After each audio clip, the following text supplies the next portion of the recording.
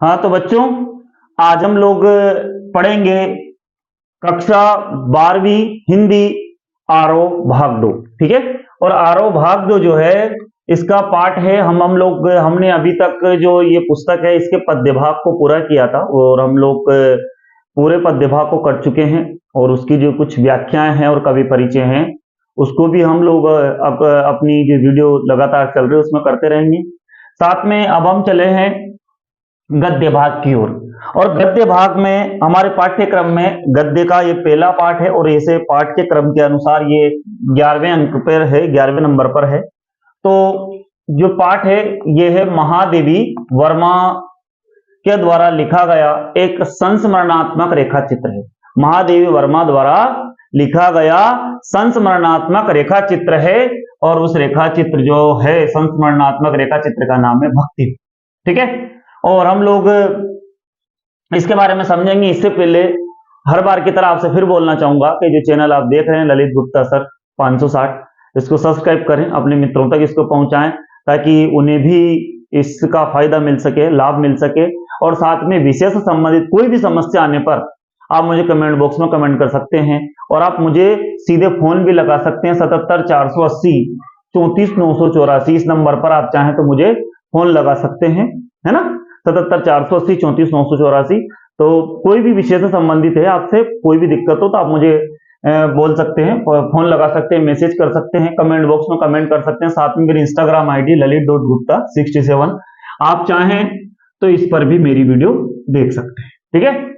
अब हम चलते हैं पाठ की ओर और गद्य भाग की ओर और आराम से इसके प्रश्न उत्तर को समझेंगे, एक एक चीज को समझेंगे। देखना, सबसे पहले मैंने आपको बताया कि इसकी जो लेखिका है यह है महादेवी वर्मा। हम सभी जानते हैं कि महादेवी वर्मा जो है वो छायावाद के आधार स्तंभ जो है 4, उनमें एक महत्वपूर्ण कवियत्री है जो है, ये कवियत्री को है महादेवी वर्मा और इनका संस्मरणात्मक रेखा चित्र है और रेखा चित्र का नाम है भक्ति।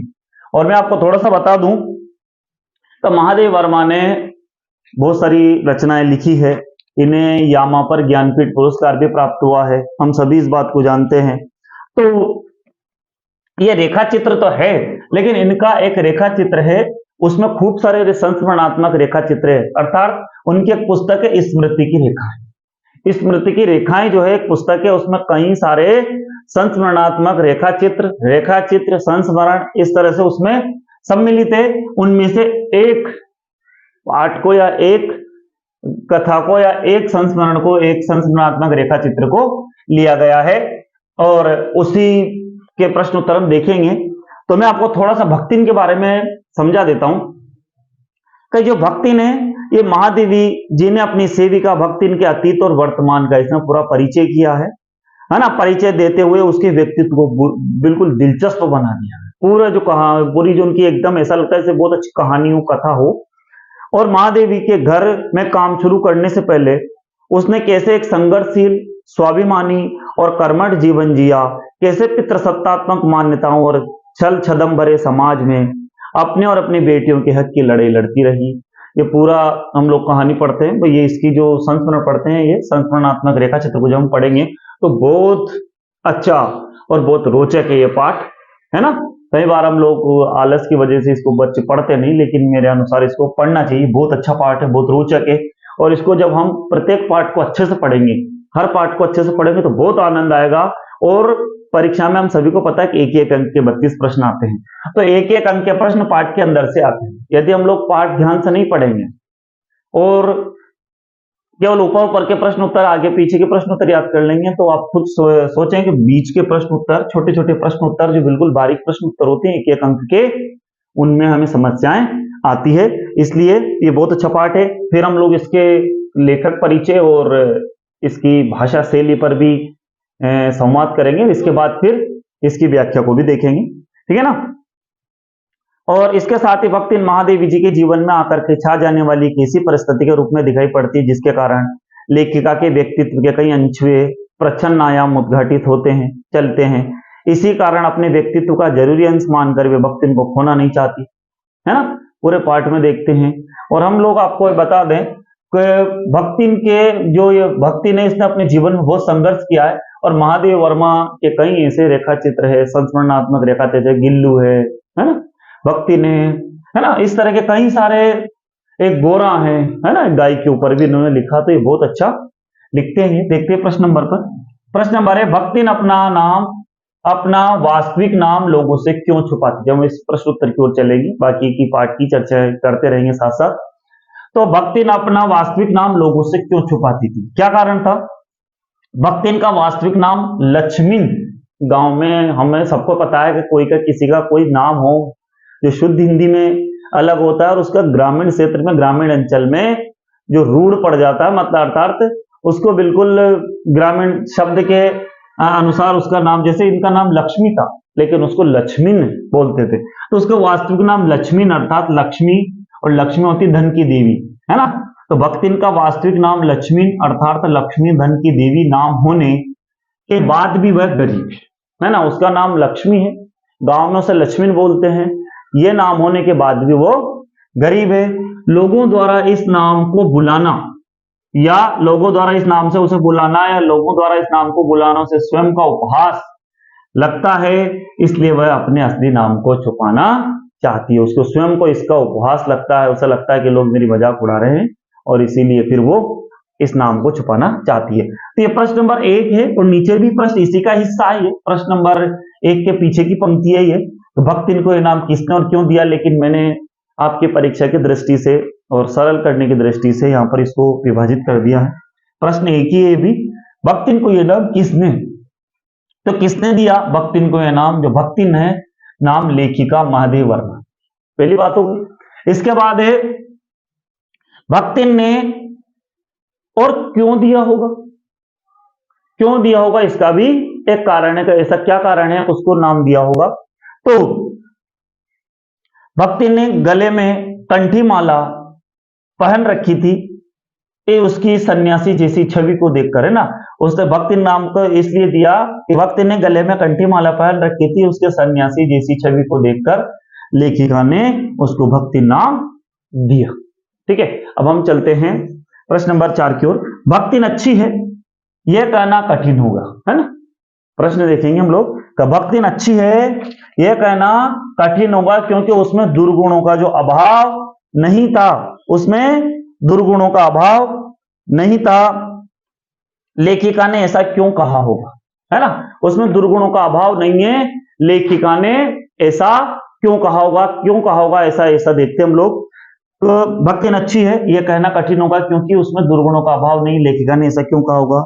देखो, भक्तिन अपनी गलत बात को सही करने के हजारों तर्क सामने रख देती थी, है ना। भक्तिन क्या करती, अपनी बात जो गलत थी उसको भी सही करने के लिए क्या करती थी, झूठ बोलती थी, और झूठ बोलने के बाद हजारों तर्क रख देती थी, है ना। अब भक्तिन अपनी गलत बात को, झूठी बात को भी सही करने के लिए हजारों तर्क सामने रख देती थी। वह लेखिका की सुविधा नहीं देखती, है ना, वो झूठ बोलते समय वो ये सुविधा नहीं देखती थी कि सामने वाले को कितनी परेशानी होगी, सुविधा नहीं देखती, हर बात को अपनी सुविधा के अनुसार करती थी, जो भी हर बात है वो अपनी सुविधा के अनुसार करती थी। इसीलिए लेखिका ने कहा होगा कि भक्तिन अच्छी है ना, इसीलिए लेखिका ने कहा होगा कि भक्तिन अच्छी है यह कहना कठिन होगा क्योंकि उसमें दुर्गुणों का अभाव नहीं। इस तरह से प्रश्न का उत्तर हमने देखा। अब इसके बाद चलते हम लोग प्रश्न नंबर 5 पर। अब हम लोग पहुंचे हैं प्रश्न नंबर 5 पर। भक्तिन द्वारा शास्त्र के प्रश्न को सुविधा से सुलझा लेने का क्या उदाहरण लेखिका ने दिया। कौन सा प्रश्न है, भक्तिन द्वारा शास्त्र के प्रश्न को सुविधा से सुलझा लेने का क्या उदाहरण लेखिका ने दिया। कौन सा उदाहरण लेखिका ने दिया, देखते हैं कौन सा उदाहरण दिया। लेखिका के अनुसार भक्तिन शास्त्र के प्रश्न को अपनी सुविधा से सुलझा लेती है ना, भक्तिन शास्त्र के प्रश्न को अपनी सुविधा से सुलझा लेती है। उदाहरण के लिए भक्तिन द्वारा यह कहना कठिन, यह कहना कि, है ना, उदाहरण के लिए भक्तिन द्वारा यह कहना कि तीरथ गए मुंडाए सिर, तीरथ गए मुंडाए सिर, लेखिका के इस जवाब में, है ना, लेखिका भक्तिन के इस जवाब में कुछ नहीं कह पाती, है ना। और जब लेखिका महादेव वर्मा जी जो है भक्तिन के इस जवाब में कुछ भी नहीं कह पाते। अब हम चलते हैं प्रश्न नंबर 6 की ओर। भक्त इनके आ जाने से महादेवी अधिक देहाती कैसे हो गए, है ना। भक्त इनके आ जाने से महादेवी अधिक देहाती कैसे हो गई, कैसे हो गई देखते हैं। महादेवी को ज्वार के भुने भुट्टे की खिचड़ी खानी पड़ी, है ना। अब अधिक देहाती ना ग्रामीण कैसे हो गई थी महादेवी वर्मा जी, तो महादेवी को ज्वार के भुने भुट्टे की खिचड़ी खानी पड़ी। उसकी बनी हुई सफेद महवे की लापसी को संसार के श्रेष्ठ हलवे से अधिक स्वादिष्ट मानकर खाना पड़ा, है ना। भक्तिन ने लेखिका को देहाती भाषा और कविताएं भी और मुहावरे भी सिखा दी, है ना। भक्तिन ने लेखिका को देहाती भाषा और कहावतें भी सिखा दी, है ना। इस तरह लेखिका महादेवी वर्मा जी भी देहाती बन गई। इस तरह से वैसे तो इस पाठ में बहुत सारे प्रश्न हैं, लेकिन मुझे जो पाठ परीक्षा की दृष्टि से महत्वपूर्ण लगे और जो अभी तक परीक्षा में आए भी हैं, उसी के अनुसार मैंने यहाँ पर ये आपके सामने प्रश्न प्रस्तुत किए और ये आपके सामने रखे हैं। आगे समय के साथ और भी इस पाठ से आवश्यकता अनुसार जो भी जानकारियां मुझे लगेगी कि आवश्यक है, तो मैं आपके सामने अगली वीडियो में रखता रहूंगा। साथ में इसके कवि परिचय और लेखक परिचय भी आपको अगली वीडियो में मिलते रहेंगे। हम लोगों को ये छोटे छोटे प्रश्न जरूर ध्यान रखने हैं कि ये कहाँ से लिया गया, ये कौन सी कहाँ संकलित है, स्मृति की रेखाओं में संकलित है, वक्त इस तरह के छोटे छोटे प्रश्न जब हम पूरे पाठ को पढ़ेंगे, बहुत अच्छा रुचिकर पाठ है। और आप लगातार वीडियो पर बने रह रहे हैं और आगे की वीडियो भी आप देखते रहें। और साथ में ये हमारा गद्य का पहला पाठ था, अब हम गद्य की यात्रा शुरू कर रहे हैं और अगली वीडियो में आपको दूसरा पाठ से हम रूबरू कराएंगे। बीच बीच में समय के साथ व्याख्याएं और लेखक परिचय, कवि परिचय से भी रूबरू कराएंगे। साथ में जो भी व्याकरण के जो बिंदु हैं उनसे भी आपको रूबरू करवाएंगे। आगे आप सभी के लिए सहयोग के लिए बहुत बहुत धन्यवाद।